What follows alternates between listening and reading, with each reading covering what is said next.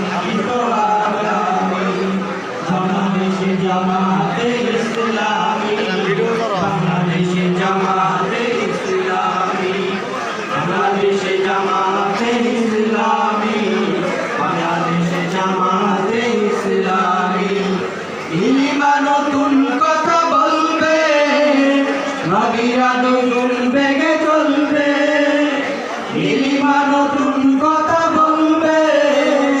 নদীরা দ্বিগুণ বেগে চলবে রবের বাড়ি ধারা আসবে আমি